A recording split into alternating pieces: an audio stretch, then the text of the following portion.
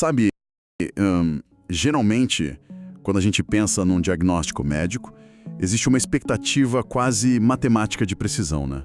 É como na engenharia. Com certeza. Alguém quebra o braço. O raio-x mostra aquela linha branca irregular e o médico simplesmente aponta para a tela e diz: aí está o problema. É binário. Quebrado ou não quebrado. E é muito reconfortante isso. Sabe, a biologia física nos dá essa segurança. Acho que todos nós gostamos que as coisas sejam visíveis, categorizadas e, acima de tudo, fixas. Exato. Mas então a gente entra no mundo da nossa própria mente, da nossa vida interior, e de repente a máquina de raio-x simplesmente para de funcionar. Pois é. Costumamos pensar que a nossa necessidade de ficar a sós, a nossa capacidade de focar no trabalho, ou até nossa própria vaidade, são traços cravados em pedra.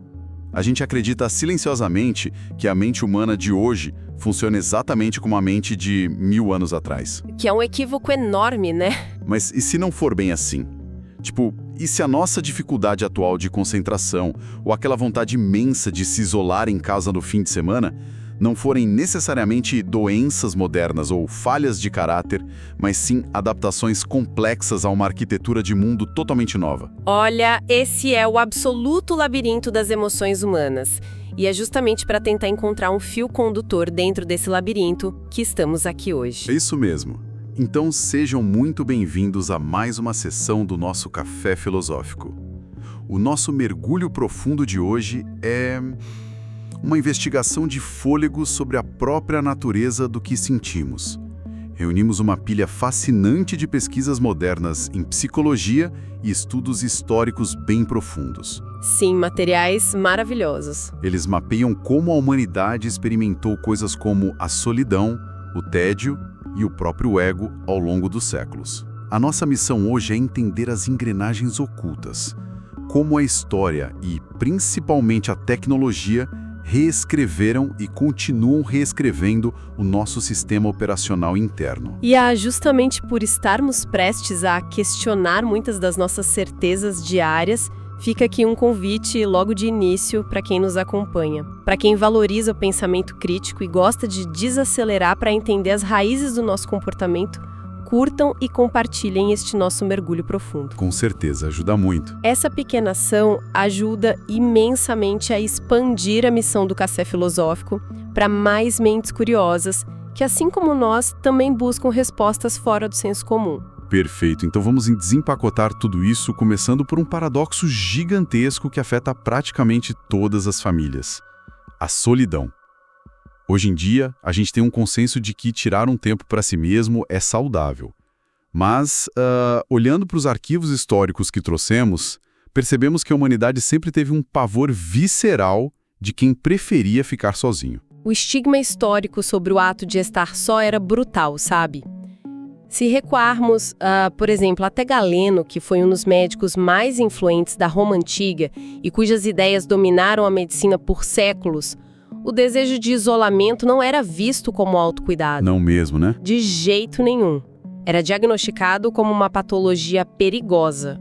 Acreditava-se que quem buscava solidão estava nos primeiros estágios da melancolia ou, pior, de uma corrupção espiritual. Nossa, corrupção espiritual por querer ficar quieto no próprio canto? Sim, porque a lógica predominante era estritamente utilitária. O ser humano é uma criatura desenhada para o rebanho, para a sobrevivência coletiva. Então, se alguém se afasta da tribo, a presunção imediata é a de que algo está apodrecendo por dentro dessa pessoa. Caramba! E eu imagino, claro, que esse estigma não era aplicado de forma igualitária, né? Historicamente, as regras sociais costumam pesar muito mais de um lado. Sem dúvida. Para as mulheres, a cobrança era infinitamente mais cruel e perigosa. A expectativa social que atravessou séculos até chegar à era vitoriana era de que as mulheres fossem as engrenagens agregadoras da família. Elas deveriam estar sempre disponíveis, sempre orbitando as necessidades dos outros. Sendo a borboleta social o tempo todo. Exatamente. Uma mulher que exigisse isolamento para pensar, para ler ou simplesmente para existir em silêncio, violava essa utilidade pública. E, as consequências eram gravíssimas. Chegava a ser perigoso, né? Muito.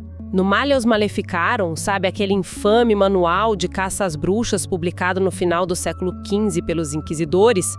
O isolamento feminino era frequentemente associado a pensamentos obscuros.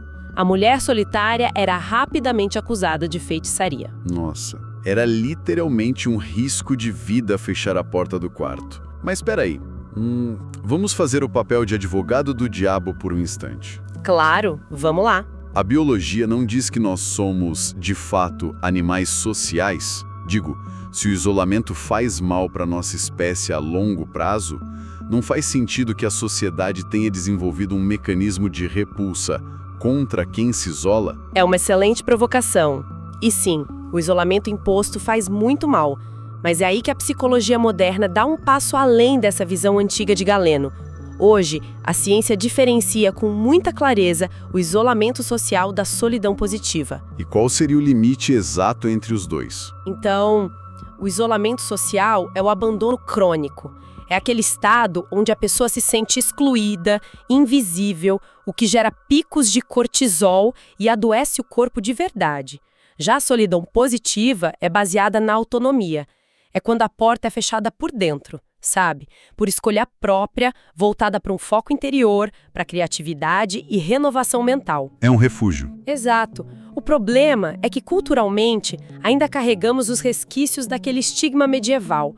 Quando a gente vê alguém preferir ficar em casa a ir a um evento social, a nossa primeira reação costuma ser uma preocupação médica ou um julgamento moral. E para explicar o porquê de, às vezes, precisarmos tanto dessa distância autônoma, eu me lembrei de uma analogia maravilhosa que vimos nas fontes. Uma dinâmica da biologia evolutiva. Ah, dinâmica do rebanho, sim. Isso. Pense em ovelhas ou cães num pasto. Eles têm uma espécie de zona de conforto invisível ao redor do corpo. Se eles ficam longe demais do grupo, sentem ansiedade e correm de volta. Mas se eles são forçados a ficar fisicamente muito próximos, prensados uns contra os outros... O que acontece é o caos, né? Exato. O desconforto gera um reflexo mecânico de repulsa. Eles rosnam, eles se empurram para recriar o espaço. E olha, isso me faz pensar muito nas nossas relações modernas. Será que muitas das nossas brigas ideológicas na internet, ou aqueles conflitos familiares que explodem do nada no almoço de domingo, são apenas o nosso cérebro tentando criar uma distância emocional quando não temos mais espaço físico ou mental suficiente? É fascinante, porque a neurociência sugere que sim, o cérebro humano herdou esses mesmíssimos circuitos primitivos de regulação de espaço. Quando a proximidade ultrapassa o nosso limite cognitivo, seja a proximidade física num apartamento apertado, ou, pior ainda, a proximidade constante exigida pelo WhatsApp e redes sociais. Onde todo mundo está sempre ali na sua tela. Isso, as pessoas estão sempre presentes. Quando isso acontece, o cérebro ativa o alarme de invasão. Claro que a gente não começa a morder as pessoas como os animais fariam, mas a gente começa a discordar de forma ríspida, a criticar o comportamento alheio, a criar atritos por motivos totalmente irrelevantes. Nossa, faz todo sentido. É a mente forçando a criação de um muro invisível, sabe? Porque a fronteira individual foi violada. A briga, de forma subconsciente, raramente é sobre o tema discutido. É sobre a necessidade biológica de respirar um pouco longe da matilha. Uau! Isso muda completamente a perspectiva. A discordância ácida como um jeito civilizado de rosnar por espaço. Mas, se a arquitetura do ambiente e a proximidade ditam como a gente lida com os outros, isso nos leva diretamente para o cenário onde esse isolamento causa mais dor hoje. A questão nos jovens, né? Exato. A juventude trancada no quarto. Temos hoje uma geração inteira de jovens adultos que passa horas a fio com a porta fechada, com fones de ouvido, imersos em telas, e isso gera um desespero absolutamente compreensível em quem cuida deles. Sim, é uma angústia muito real, muito profunda, que permeia os lares de forma silenciosa, sabe? E acho que precisamos abordar isso com muita compaixão, sem o pânico moral imediato. O que a psicologia moderna nos mostra é que estamos lidando com uma fase estendida do desenvolvimento humano. Hoje, eles categorizam isso como a idade adulta emergente. Que vai ali dos 18 até quase os 30 anos, né? Isso mesmo. E se a gente pensar no contraste, há algumas décadas, aos 20 e poucos anos, o destino de um jovem já estava rigidamente traçado por pressões sociais, Emprego imediato, casamento precoce, filhos. Não tinha muito para onde fugir. Exato. Hoje, o horizonte de escolhas é assustadoramente vasto. As métricas de sucesso mudaram e a estabilidade financeira parece uma miragem que demora muito mais a chegar. Então, esses jovens vivem um fenômeno de paralisia. O quarto com a porta fechada, na maioria das vezes, é o único casulo de previsibilidade e controle que eles possuem num mundo caótico. Eu entendo perfeitamente a questão da paralisia e desse medo do futuro. Mas nós não corremos um grande risco aqui de romantizar o que pode ser apenas um vício puro e simples? Digo, como é que a gente, ou a própria psicologia, separa o que é uma crise existencial válida da pura e simples dependência química de dopamina gerada pelas redes sociais e jogos online? É uma linha tênue. Sim. Não seria dar uma desculpa filosófica para um problema técnico? É o questionamento exato que precisamos fazer, e é excelente que você traga isso. A fronteira entre os dois cenários existe e ela é diagnosticável. A chave não está na quantidade de tempo que se passa dentro do quarto, mas no mecanismo de motivação. Motivação. Como assim? E orientada para o crescimento, tipo, o jovem está no quarto porque quer compor música, quer programar um software, quer ler de forma imersiva ou até jogar para construir algo. Essa é a solidão positiva. Ela fortalece a autonomia e a identidade. Então, mesmo que seja através de uma tela, há uma construção ativa ali, tem um propósito. Exato. O perigo real, a solidão que afolga, que é a que pode se misturar ao vício em telas, acontece quando o isolamento deixa de ser uma escolha de expansão e se torna um mecanismo de fuga ativado pela dor social. Ah, entendi. É a fuga. Isso. É o jovem que se tranca no quarto porque tem terror do julgamento externo, sabe? Porque se sente cronicamente inadequado e incapaz de lidar com a fricção do mundo real. Nesse caso, o jogo online e o isolamento físico tornam-se anestésicos contra a ansiedade social.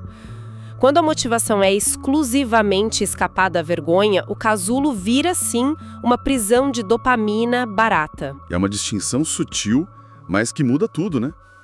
Se quem nos acompanha hoje conhece famílias que estão passando por essas exatas angústias com os mais jovens em casa, fica a reflexão para compartilhar adiante. Entender se o quarto fechado é uma oficina de autonomia ou um escudo contra a dor do mundo muda completamente a forma como devemos intervir. Sim, é uma mudança de paradigma. É sobre tentar entender o que a porta trancada está tentando proteger, antes de simplesmente arrombá-la, não é? Exatamente isso. A empatia e a intervenção eficaz começam na compreensão desses motivos ocultos, dessas dores silenciosas. Agora, construindo uma ponte para o próximo ponto do nosso mergulho profundo. Se a arquitetura do nosso quarto dita como lidamos com os outros e com a solidão, o que acontece quando a tecnologia muda a forma como olhamos para nós mesmos? Porque aqui é que a engrenagem histórica fica realmente fascinante. Ah, essa parte é incrível. A gente costuma achar que são as grandes ideias abstratas da filosofia que mudam o comportamento da sociedade. Mas e se objetos banais, como um pedaço de vidro polido ou um pequeno selo de papel, tiverem o poder de reescrever os circuitos do cérebro humano? É uma perspectiva materialista da história, mas que é profundamente amparada pelos fatos. Vamos pegar o exemplo da vaidade, sabe? E de como a nossa percepção sobre falar de si mesmo mudou radicalmente. Se voltarmos aos séculos XVI e XVII, o foco no próprio ego era visto não apenas como falta de educação, mas como um pecado terrível. Um tabu gigante. Gigante. E na arte, isso é brilhantemente documentado pelo estilo de pintura holandesa conhecido como vanitas. Eram quadros de naturezas mortas lindíssimas, cheias de frutas, ouro, riquezas, mas sempre acompanhadas de forma proposital por uma caveira humana, ou uma ampulheta, ou uma flor murchando. O famoso memento mori. Isso, o recado visual era claríssimo. Não foque na sua imagem, não se apegue à sua aparência, porque a mortalidade é inevitável e a vaidade é uma ilusão vazia. E o mais louco é que essa cultura da humildade extrema continuou por muito tempo. Durante o século XIX, falar de si mesmo ou exaltar as próprias experiências Continuava sendo o ápice da grosseria, né? Era considerado quase um sintoma de desordem mental, para você ter uma ideia. Mas então a tecnologia materializou-se no dia a dia e quebrou esse tabu, alterando literalmente as nossas vias neurais. E começou de uma forma quase macabra com a invenção da fotografia. Essa parte dos detalhes históricos sobre as primeiras câmeras é simplesmente inacreditável. Primeiro, a própria expressão facial nas fotos. Hoje em dia, tirar uma foto sem sorrir atrai perguntas, as pessoas acham estranho. Mas antes de 1940, exibir um sorriso largo em uma fotografia era considerado sinal de embriaguez ou de falta de intelecto, de loucura infantil. Pois é. As pessoas posavam de cara amarrada, extremamente austeras, porque registrar a imagem era um assunto mortalmente sério. Tão sério que a própria tecnologia inicial da fotografia, os famosos daguerreótipos lá da década de 1840, eram instrumentos caríssimos e demorados. As famílias comuns não gastavam fortunas com isso só para massagear o ego, né? Claro que não. E o fato mais desoladoravelmente revelador que encontramos nas fontes é que uma parte expressiva das primeiras fotografias comerciais tiradas na história não era para celebrar a alegria, era para documentar a morte. Caramba! Como a mortalidade infantil era altíssima naquela época, as famílias investiam nesses retratos pós-morte dos seus filhos. A câmera servia ao luto profundo. A necessidade desesperada de manter um registro de quem já havia partido. A imagem nasceu associada ao sagrado e à perda, e jamais à vaidade. É profundamente irônico se a gente pensa bem. O instrumento tecnológico que hoje define o narcisismo moderno nasceu essencialmente como uma ferramenta de luto. Mas então, as coisas começam a baratear e a engrenagem muda. Como exatamente esses objetos reescreveram a nossa mente? Foi pela repetição do estímulo. Antes da industrialização, a vasta maioria das pessoas quase nunca via o próprio reflexo com clareza, a não ser na água parada.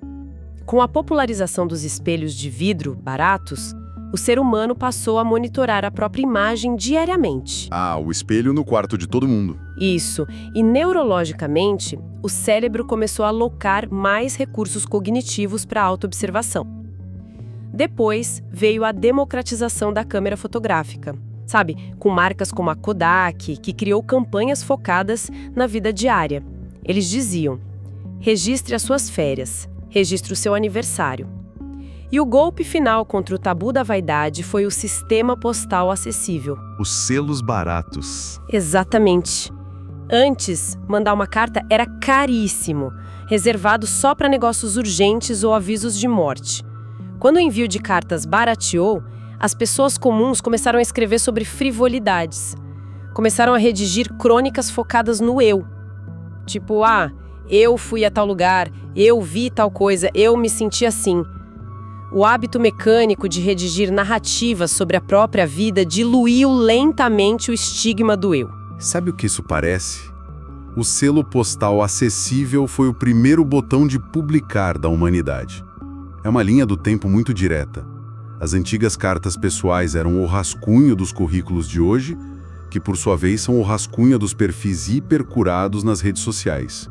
A progressão natural da tecnologia. Sim, e a autopromoção deixou de ser um pecado punível ilustrado por caveiras para se tornar uma habilidade essencial de sobrevivência no mercado moderno. Hoje em dia, quem não sabe articular o próprio ego, simplesmente não consegue um emprego. É verdade. E essa virada nos leva a um diagnóstico muito mais profundo sobre a dor da modernidade.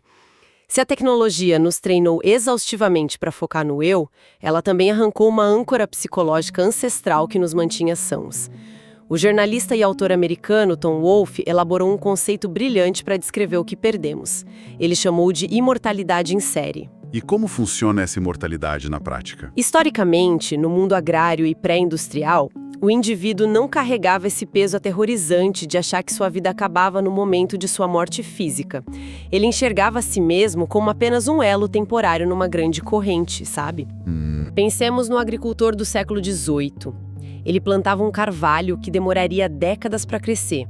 Ele sabia que nunca haveria a sombra daquela árvore, mas plantava mesmo assim, porque seus bisnetos descansariam ali. A linhagem familiar era contínua e imortal. A vida dele estava embutida na vida dos ancestrais e fluiria para os descendentes. Como a imortalidade residia na linhagem, o fim do eu não era um abismo de terror. Então a régua do sucesso não era acumular todas as experiências hedonistas possíveis em 80 anos. Mas aí vem a modernidade, o hiperindividualismo, que o Wolff chamava de a década do eu, e toda essa lógica desmorona, né? Desmorona completamente. Vamos colocar isso na nossa realidade visceral. Pense em alguém hoje, num domingo à noite, tendo uma crise de ansiedade legítima porque está rolando o feed e vendo os conhecidos viajando ou em festas incríveis.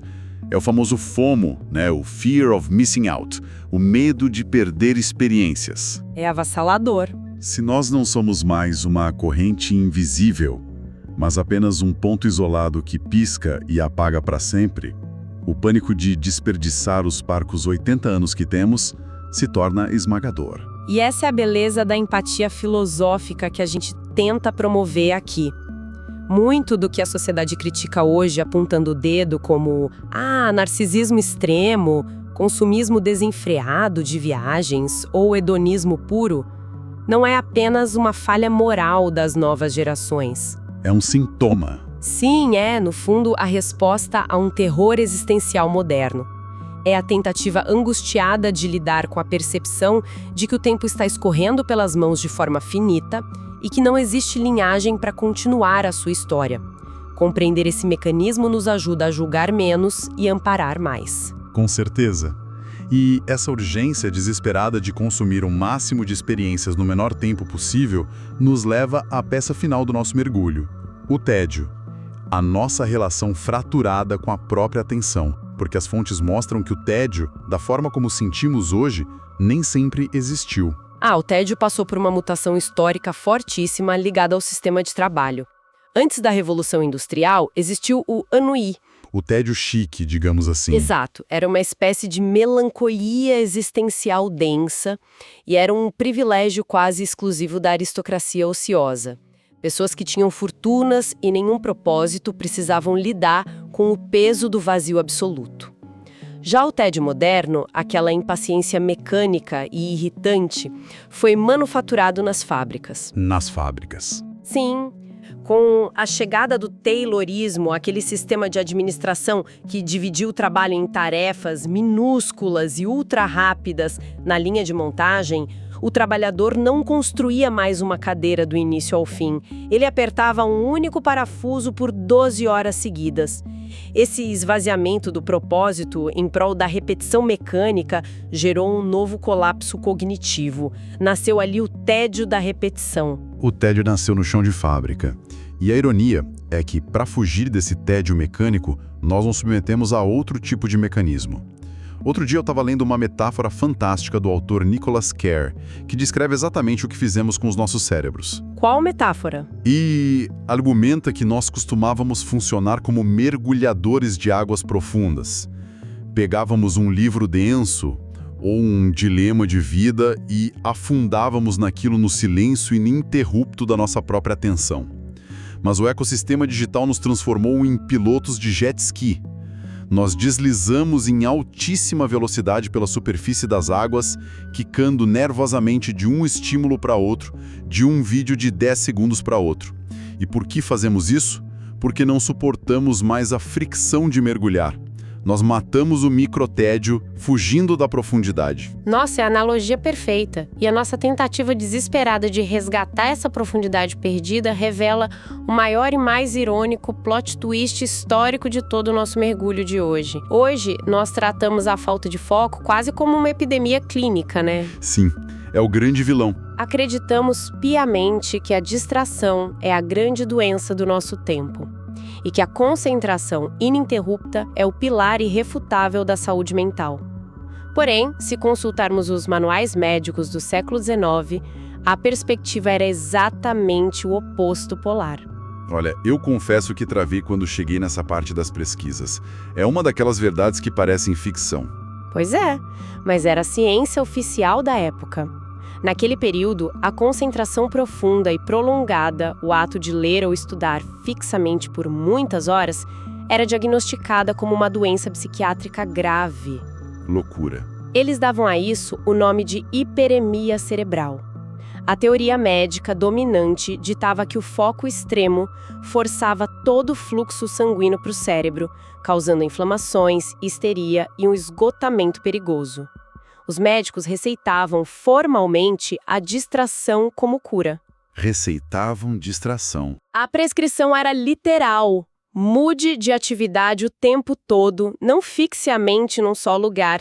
A distração constante era considerada essencial para evitar que o cérebro quebrasse. E olha só, pouco mais de um século depois, nós medicalizamos a distração e sonhamos com o foco profundo que eles tanto temiam.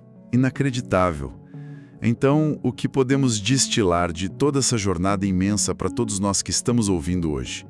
Primeiro, que a arquitetura das nossas mentes é infinitamente mais plástica e maleável do que o diagnóstico binário de um raio-x sugere, não é?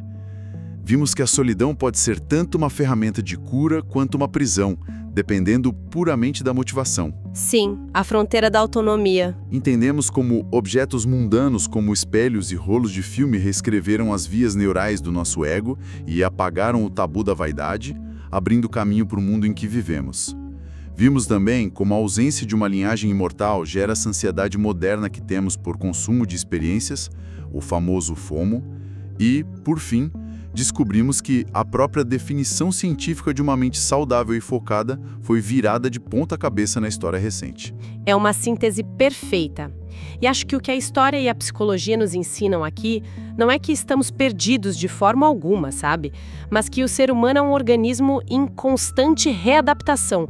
Entender o contexto histórico das nossas angústias talvez não pague as contas nem elimine a ansiedade de imediato, mas nos devolve a perspectiva. Com certeza. Retira das nossas costas aquela culpa esmagadora de acharmos que somos defeituosos. Eu agradeço imensamente a presença e a escuta de todos que nos acompanharam nessa sessão prolongada. Em tempos de jet skis mentais, dedicar tempo para um mergulho profundo é um ato silencioso de resistência. E fica o convite para que a nossa comunidade continue a fortalecer o Café Filosófico, interagindo e propagando essas reflexões. E para encerrarmos, eu quero deixar uma provocação que me acompanha desde que reunimos esse material. Se a invenção da câmera fotográfica, que foi criada como ferramenta de luto, normalizou o narcisismo e reescreveu nossa vaidade, e se as fábricas do taylorismo literalmente inventaram o tédio mecânico moderno, diante da avalanche ininterrupta de estímulos em que vivemos hoje, qual emoção humana profunda? Uma emoção que talvez seja tão nova que sequer temos uma palavra nos dicionários para ela. Os algoritmos dos nossos celulares estão inventando silenciosamente neste exato momento, dentro das nossas mentes. Fica a semente. Um grande abraço a todos e até o nosso próximo mergulho profundo.